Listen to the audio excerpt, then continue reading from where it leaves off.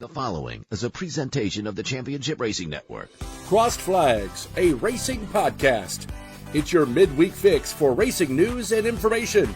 Brought to you by the Championship Racing Network. Now let's head trackside to join your hosts, Steve West and Matt Nicholson. Welcome into the latest edition, the Thanksgiving week edition of Crossed Flags. And I am solo once again, in case you hadn't noticed by the camera angle that we're on.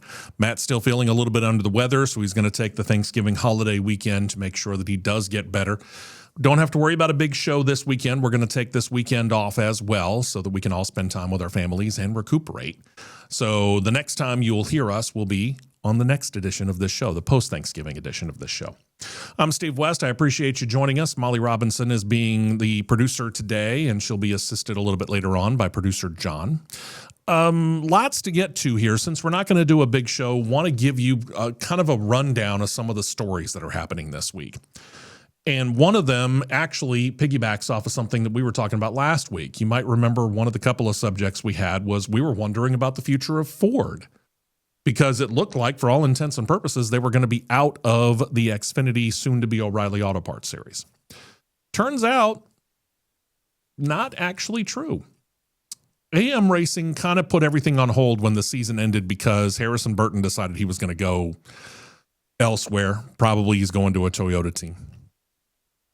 And that left nobody, because everybody else that was affiliated with the Haas factory team, once they switched from Ford to Chevrolet, which they announced during the season, as we talked about last week, everybody just kind of followed them. RSS Racing went off with them and all that. But AM Racing was sitting out there going, well, we're here, but we're not really here. They didn't have any plans. They've been sold to a company called Sigma Performance Services, and they are planning to run Fords next year. So at this point in time, it looks like when we get back to racing in February of 2026, Ford will have one, certainly maybe two cars. They have said that they'll look at a driver lineup here soon, because they're also planning on running a lot in the ARCA Menard series, the main series, the East and the West divisions, and probably something in late models like the Cars Tour. No plans to do anything Cup-wise, no plans to do anything when it comes to the Craftsman Truck Series at this point in time, which is fine. And in listening to the higher-ups talk about it, they said, yeah, we'll probably have an alliance somewhere down the line with a Ford Cup Series operation to help us out a little bit. But you think about this. They're the only operation that runs Fords right now in the O'Reilly Auto Parts Series, which is what it'll be next year. They've got all the resources. I'm not going to say no excuses, because we're still talking about the bones of AM Racing, but if Sigma Performance Services is very serious about this, they could be a threat. We'll have to see. Like I said, Ford is going to give them everything they can possibly give them. On to some other things. Let's start in the NHRA. Last week on the big show, we talked about, we were hearing rumors that John Force Racing and the Prock family, Austin Prock, his brother and his father, might be separating. And we kept thinking to ourselves, that doesn't really make a whole lot of sense, because if these guys split apart, you're breaking up the 2-year funny car champion running. Why would you break that apart? Well, as you'll be able to see by the statement we're about to show you, they're Splitsville. Don't really know why. It seems like it was done amicably. Usually when things like that happen, it's probably because the guys that are leaving probably either got a really, really great monetary offer. Okay. Or maybe they're starting their own team. And with a couple of championships under their belt, they can certainly get the sponsorship. There is something to be said for having 2 titles on your resume. You'll be able to get sponsors. There's no doubt about it. So we'll see what happens here. It won't take long for John Force to go ahead and find somebody else to run that funny car. I can guarantee you that. That's not going to be a problem. The Procks probably won't have a problem finding a ride, whether it's with another team or a team that they're starting themselves. So we'll find out. But yeah, the surprise of surprises, you actually split up the championship winning team of John Force Racing, and Austin Prock is their driver. Wow. Kind of blows us away, because here's the thing about it. They call this silly season for a reason, right? We look at it and we think, yeah, there's a whole lot of stuff going on, and obviously you get a whole lot of rumors, and some rumors you take with a grain of salt. We took this one with a grain of salt, but turned out it was actually true. So things happen, and sometimes you're just floored by it. This one's one of those things that we kind of get a little bit floored by. Another one was what happened in Las Vegas last weekend in the Formula One race. If you watched the race last Saturday evening, U.S. time, you saw Max Verstappen go claim a win, but you saw the McLaren guys hold up pretty well.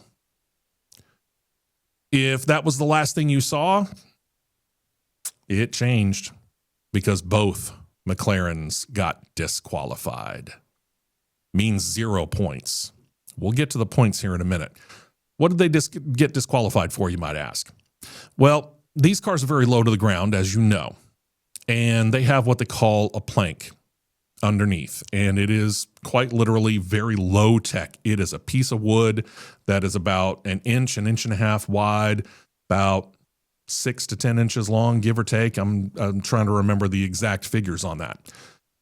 And at the beginning of the race, it is a specific width screwed into the bottom, the undercarriage of that car. It is literally exposed to the ground. And if that wears, which it will, because if you watch these guys, they go over curbing and it scrapes the bottom of the vehicle, right?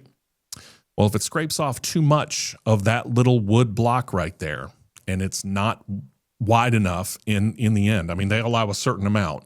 I think it starts off as 10 inches thick, and if it gets to the point where it's 9 or less, and these are numbers that I'm pulling kind of out of my head, but these are close, I'll tell you that right now.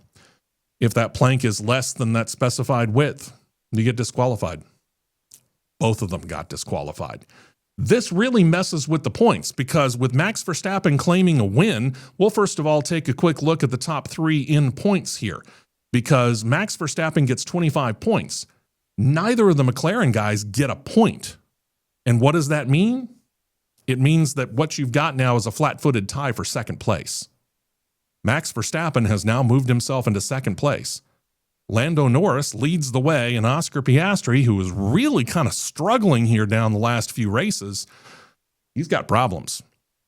This is the situation that we're dealing with right here.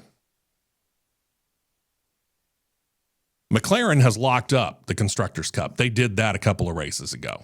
We don't have to worry about that. This is where the real battle is. Max Verstappen's on a 4 championship in a row win streak. 4 championships in a row. That's what's on the line here. And at this point in time, he's less than 30 points away from the lead.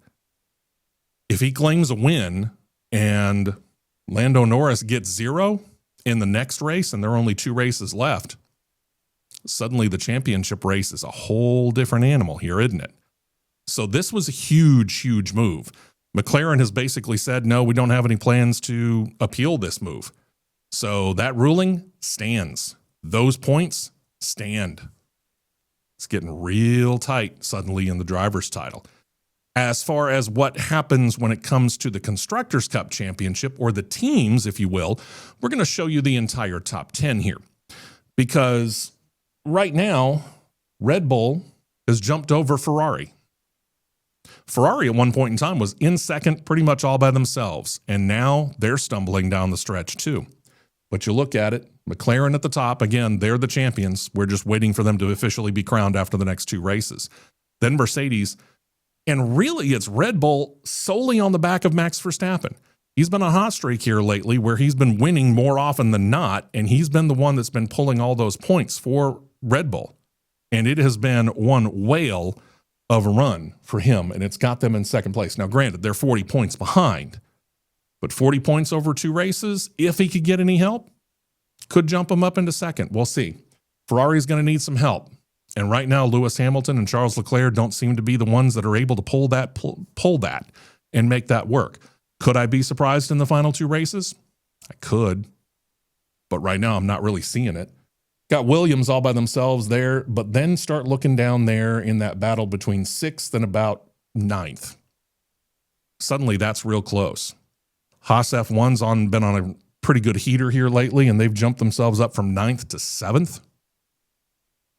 And they're within 15 points of Racing Bulls, which is Red Bull's sub-team. So there's stuff to watch out for over the next couple of races here. And they're both going to be in the Middle East. We'll see what happens here. They are also mandated. We talked about this on the big show last weekend. They're mandated. They have to come in and change tires 2 times next week or in the next race at Qatar. Some of the teams aren't really happy about it, but they've got to do it because that's mandated by Formula One. How is that going to mess with everybody? It's a good question. But you're definitely on a two-stop strategy. I'm thinking there might be a team that might try a 3-stop strategy just to keep really, really fresh Pirelli rubber on those cars and see how good they can do. So this is going to be a fun thing to watch down the stretch. But all of this on a McLaren double disqualification. Don't see that much in Formula One. Now we get to the really, really serious stuff. And this is where producer Molly's work comes in post, because she's going to have to leave some of these things up for you pretty good time big so that you can see them. But over the past, really right about after we got done with the big show last Saturday, Bob Pockris and some of the other media people started coming up with things that were found in Discovery. Let's put it that way. Of course, we all know we've got this lawsuit between NASCAR on one side and 2311 and Front Row Motorsports on the other side. And when courts ordered discovery, for example, it's kind of wide-ranging. And suddenly text messages got uncovered. The first one that we're going to deal with comes to a series that actually hasn't run in a few years now. This was that series that Tony Stewart and Ray Evernham began, and it ran for 3 years, that Superstar Racing Experience. Why NASCAR would feel threatened about the Superstar Racing Experience or SRX series, I really don't know. It doesn't make a whole lot of sense to me. But when you read these texts, and it starts right here with Justin Marks, who was the owner of Trackhouse Racing, he decided he was going to get back behind the wheel. Now, one of the reasons he retired was because he had gotten an injury that was pretty severe, and doctors said, you're going to have to stay out of this for a little while. We're not really comfortable with it. But he finally got approval to get back on a very limited basis, short track racing. Well, that's all that SRX is, or was. It's all short tracks. Small short tracks of 1/2 to 3/4 of a mile tops, but most of them were 1/4 mile to 1/2 mile tracks, little bull rings as they called them.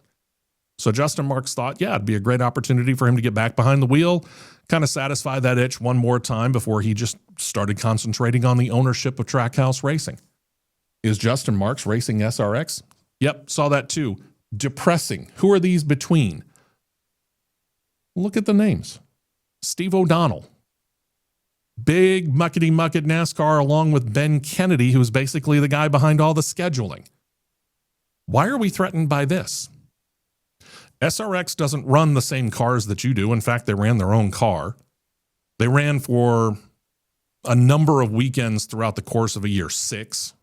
When it started off on a Saturday night and then they moved to Thursday night, 6 weeks out of the year, and you're worried about them, and they're running all short tracks when you're going out and you're running everything from Daytona and Talladega to Atlanta Motor Speedway and Charlotte, and everything from basically a 2.66 mile track to a 1/2 mile track and a number of road courses. These guys weren't really bothering you. Text slide number 2 here shows that they were still very, very worried about the SRX series and not really sure why. I'm still baffled by this, but they seem to think that they needed to go in and possibly even get legal involved. Why are you worried about legalities when it comes to the Superstar Racing Experience? Again, there's all forms of racing out there. There's all forms of stock car racing out there. This shouldn't be a bother to you in any way, shape, or form. The fact that NASCAR was very upset by this tells me that they were being uber territorial. But yet they're going to turn around and in the lawsuit, or in the response to the lawsuit by 2311 and Front Row, they're going to say that they're more than happy and 2311 and Front Row can do just as well in any other series?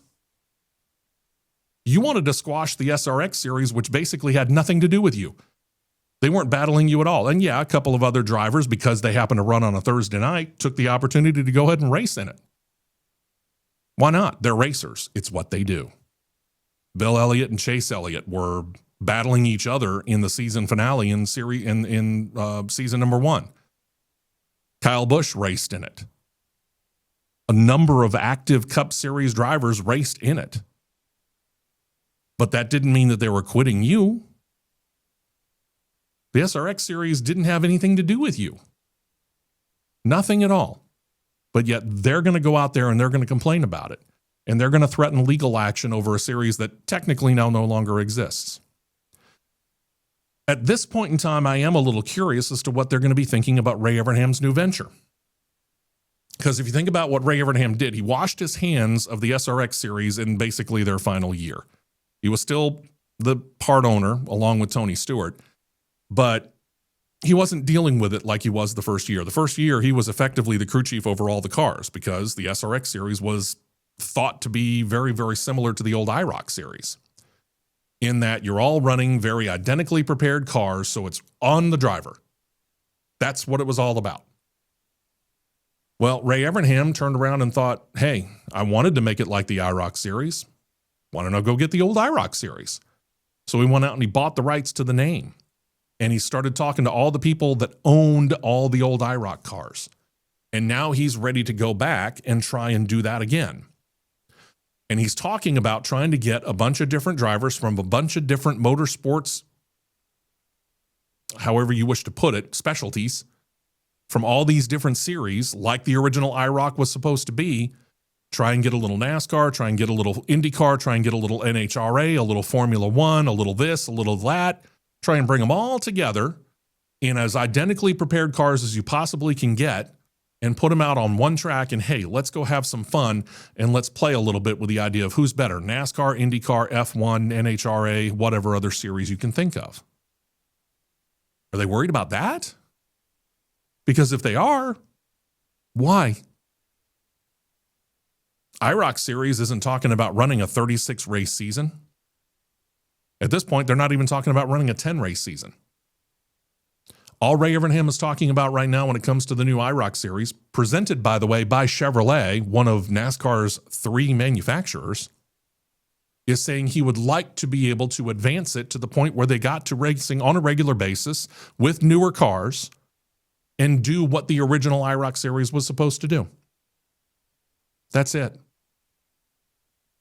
SRX wasn't worried about it. They said, hey, it's open to anybody and everybody. If you can race and you want to, let us know. We'll put you in a car. The original idea was also to get at least one driver from that track, whatever track it was, to go ahead and get him a shot, him or her, a shot up against some of these big names like Tony Stewart, like Haley Deegan, like Michael Waltrip, like Ryan Newman, or a Kyle Busch, or a Chase Elliott, or a Bill Elliott. You see where I'm going with that. It's a dream opportunity on national television. The first year, it was done by CBS. Prime time on a Saturday night, CBS. Then they moved it to Thursdays. They put it on ESPN, and it revived Thursday Night Thunder. So again, nationwide platform, Thursday night. No other racing going on that night. Not even the Truck Series. They were battling no one. They weren't trying to pull anybody from there on a permanent basis. They were just saying, hey, if you happen to be open and you want to do it, come on, we'll find you a car. SRX Series is nothing, especially now, but it was nothing as far as a competitor to NASCAR. Absolutely zero competition. Why in the world are they worried about that? Why do they think they need to get legal involved in it? Those are just 2 texts. You ready for another one? This one going after legendary owner Richard Childress. Are you kidding me? Now, obviously you need to leave this one up because, I'm saying this right now live for producer Molly because there's a lot to try and digest here between these 2 different entities here, which one of them is considered to be, I think, Steve Phelps. But Steve O'Donnell's in here again. And he's talking about how suddenly you've got a situation where how do you put this? Well, just look at Steve O'Donnell's first one. Actually, you have one of the voices for Fox and Darrell Waltrip, the owner of multiple Cup cars, in Tony Stewart, our most popular driver for years, one of our champs' fathers. This exhibit is that nobody gives a blank about what's been going on in their careers. Pay them some money and they're all in. The guy who cried about safety every single day is in a boxcar without safer barriers. There's the other SRX notification there when you stop and think about it. So they're sitting there complaining about that. I'm baffled by this. I'm thoroughly baffled by this. They're so worried about what their drivers or team owners or somebody that's in the Fox booth. It's not Darrell Waltrip, I apologize. They're talking about Michael Waltrip in this situation because Darrell had already retired. But they're so worried about what's going on at a series that really doesn't have anything to do with them. And we covered it. We covered it on the big show back when it was the SRX series. And it was in action because that was fun. I actually had the chance on that first year to go up and call one of the races up at Nashville Fairgrounds Speedway to see it in person, to see how everything kind of all came together in person. Was fantastic. And I got an up close and personal look at those cars, had the chance to talk to a couple of the drivers along with Matt, the unfortunately absent Matt today. He could fill in more on this. But we had the chance to look at these cars. We had the chance to hear them being interviewed and you know, be around them as they were talking about these cars. These cars aren't anything like what NASCAR had. And there were no plans by Ray Evernham and or Tony Stewart, the two owners of the SRX series, to go after NASCAR with this. They were just looking for something that was akin to the old IROC series. Something that they could go out and have fun with. Get a whole bunch of people from a whole bunch of different series together and go racing. And as it turned out, they did. They got guys from the NHRA and Indycar in there. Some active, some retired. They loved it. They all loved it. You want to know why? It was something different. And they remembered the good times of the IROC series. Some of them had raced in it. Others remembered hearing all the stories about it. But this is what they're worried about? Doesn't make sense. The last one from Steve O'Donnell there. Wait till Junior says that he's running an event. Matter of time, they'll go to North Wilkesboro, SMI, and Junior. And if we're not careful, we need to be the first back. So for all of the talk that they had about trying to get back to their roots at Rockingham and North Wilkesboro, they were afraid that the SRX series was going to do it first. So it had nothing to do really with them getting back to their roots. It had to do with the fact that they were scared that the SRX series would go there first. That's what you're worried about. Seriously, that's what you're worried about. NASCAR, you're the king of motorsports here in the United States. But I can tell you right now, you keep up stuff like this and stuff like this keeps coming out, you're going to lose that grip. You'll lose that grip. There was a time when IndyCar was the king. If you looked at all of the ratings and you go back to the 1970s, it was IndyCar that was the most popular motorsport in the United States of America. You want to know where it began to change? It really goes to where producer Molly's heart and soul is. Sports. Our friends over at Jocks, they're an ESPN affiliate. When ESPN started off, they were showing amateur softball leagues, Australian rugby, Canadian league football, ping pong. Dude, they were showing anything they could get their hands on because they didn't have rights to Major League Baseball, the NFL, NBA. They didn't have rights to college basketball. They had no quote-unquote major sports rights. So they couldn't air it. They could show highlights, which they did on SportsCenter, but they couldn't show the event. So when they realized that NASCAR is available because the only thing that was airing on the network was CBS doing the live flag-to-flag coverage of the Daytona 500, which had only started in 1979 anyway. They said, hey, this is a great opportunity for us to get actual live coverage of something. And suddenly NASCAR begins to explode in popularity because you get guys like Richard Petty, who's still winning races, Darrell Waltrip, who's at the height of his career at that point in time. He was right then about in the process of winning his 3 championships. Dale Earnhardt is starting to come up and become that guy. And all those other names that we can think of that are going into the Hall of Fame now, the Ricky Rudds, the Rusty Wallaces, the Mark Martins, and so on. All of those guys were made superstars by the likes of an ESPN because ESPN needed programming. And NASCAR was sitting there ripe for the picking. But now, it's all changed. They've gone to the point now where they're on Fox for the first 14 races of the year. Oh, I'm sorry. They're really on Fox Sports 1. Next year, when we get into the 2026 season, of the 14 races that Fox Sports has, only 6 of them will be on Fox. The other 8 will be on Fox Sports 1. Then we go streaming with Amazon Prime. Then you go straight cable with TNT. And then you go to NBC Sports. NBC Sports is like Fox Sports. The beginning of the year, Fox Sports, like I said, has 14 races. End of the year, NBC Sports has 14 races. Funny thing about NBC Sports is the fact that 10 of those races are going to end up on the USA Network. They're only going to put 4 on NBC. And they're paying a lot of money, in the billions, for those 14 races between now and 2031 when this particular TV contract runs out.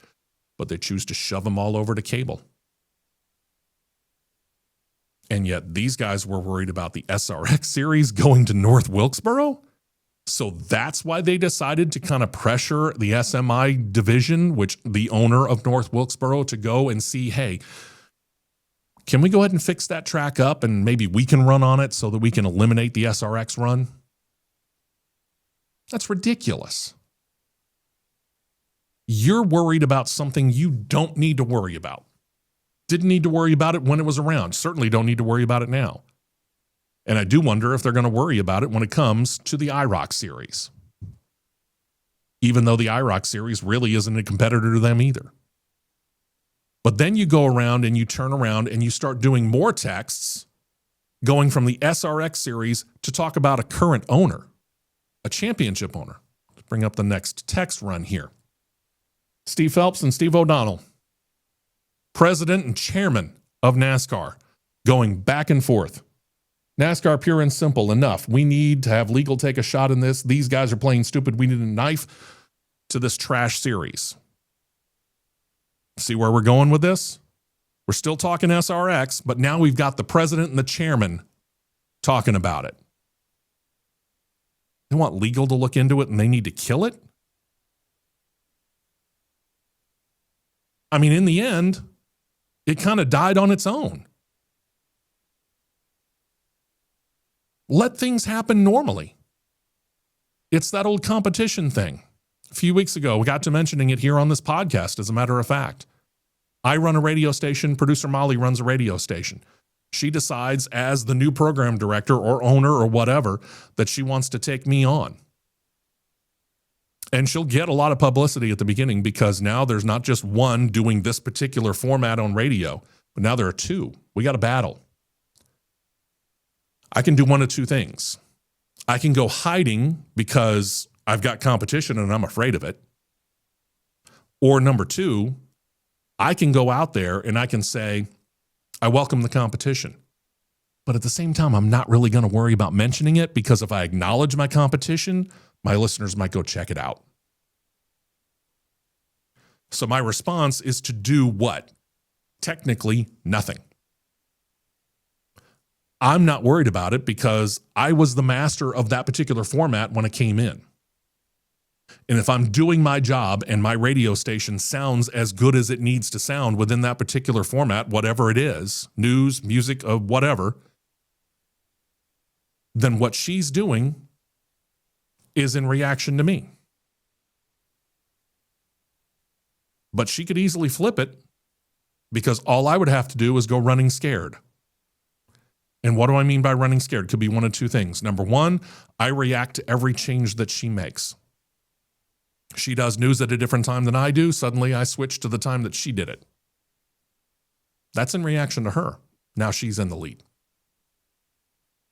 SRX never had a lead on this. Truth be told, NASCAR never had a lead on this either, because we're talking about two entirely different racing entities. But if you want to take the apples to apples look at this, NASCAR's got ratings up here, SRX has ratings here. See where I'm going with that? But yet NASCAR is reacting to the SRX series. It doesn't make sense, especially for the NASCAR chairman and president to be doing this. Let's go to the next set of texts here, Producer Molly. Here we go.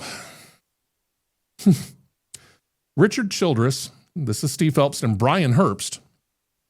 Richard Childress needs to be taken out back and flogged. He's a stupid redneck who owes entire fortune to NASCAR. Really? Welcome to the old phrase that goes into the racing world of how do you make a small fortune in racing?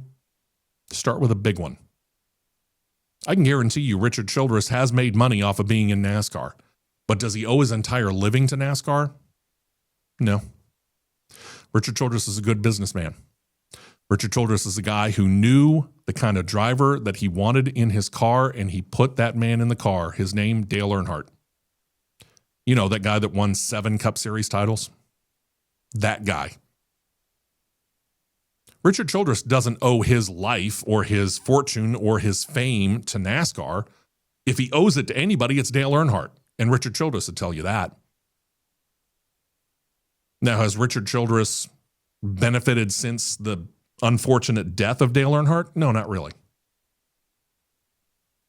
There are things that Richard Childress needs to understand that he needs to get done and needs to fix within his own company. But at the same point in time, I don't think he owes NASCAR a thing.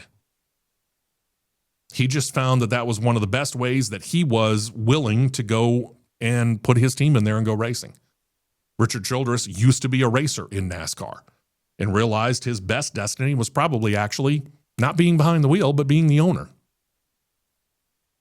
And once you realize that, he probably went NASCAR because that was what he grew up on and that was what he raced. But if Richard Childress had wanted to, he could have pivoted. He could have put an NHRA team out there. He could have put an Indycar team out there. I don't think it would have been any sweat off of his brow either way. So NASCAR, stop thinking so much of yourself here. Brian Herbst said, I didn't go there, kept it high level for now. Ongoing conversations, figuring out where all the puzzle pieces land. How's it going thus far? We got one more set, right? Is that right, Molly?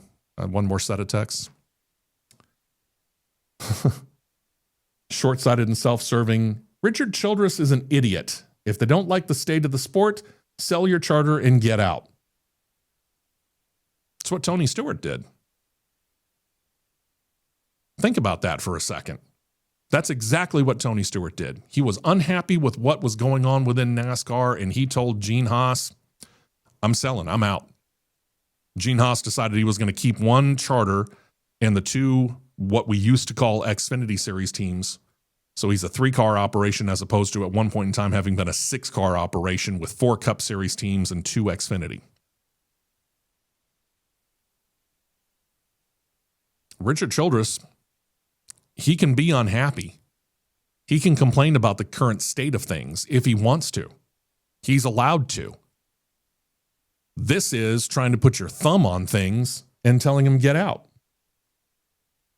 I mean, you can see those texts right there, back and forth between Steve Phelps and Brian Herbst, an executive within NASCAR.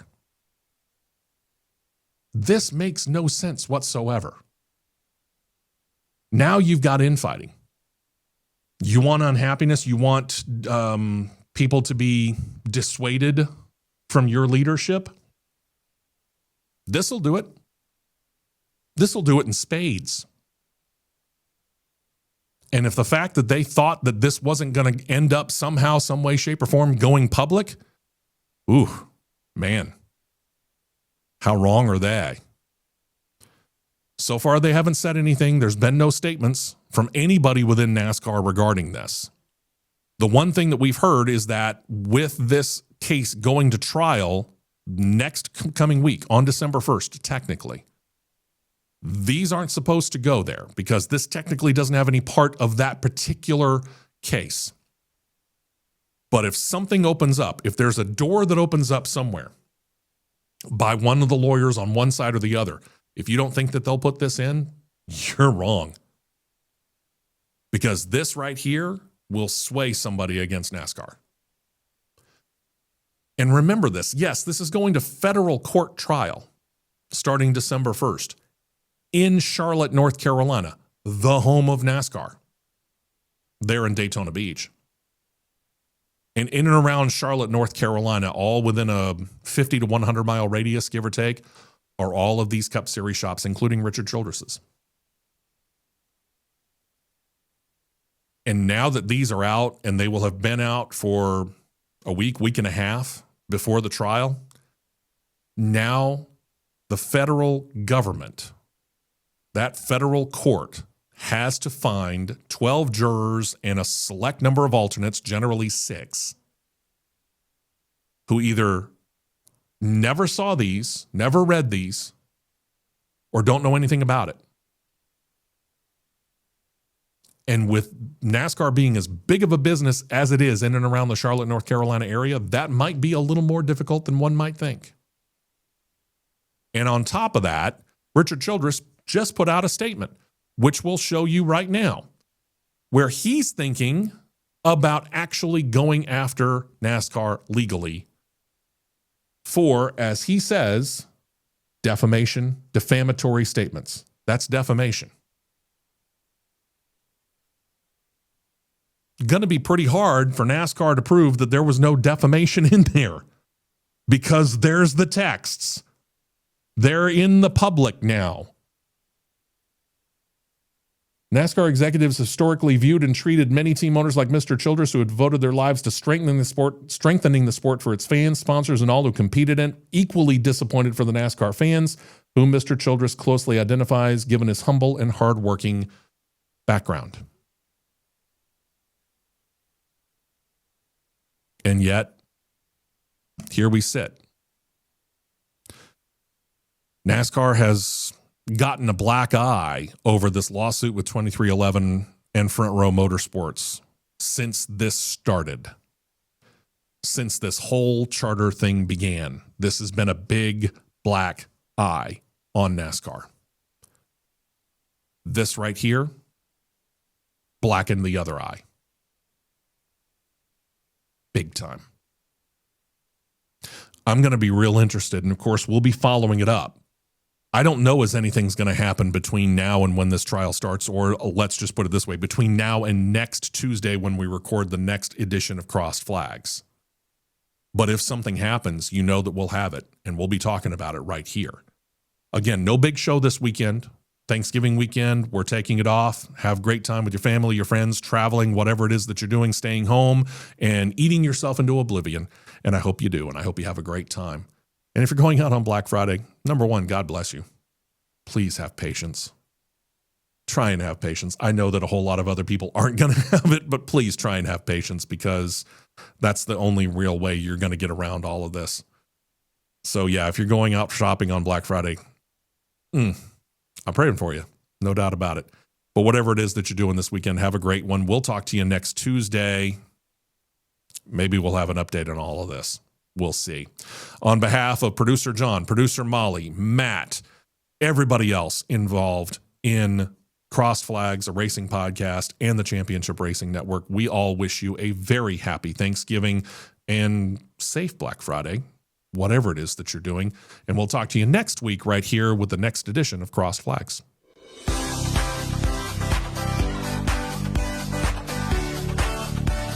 You've been listening to Crossed Flags, a racing podcast.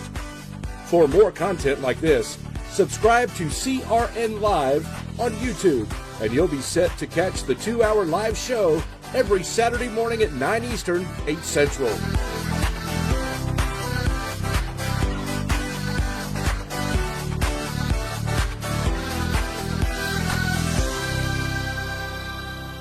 This has been a presentation of the Championship Racing Network.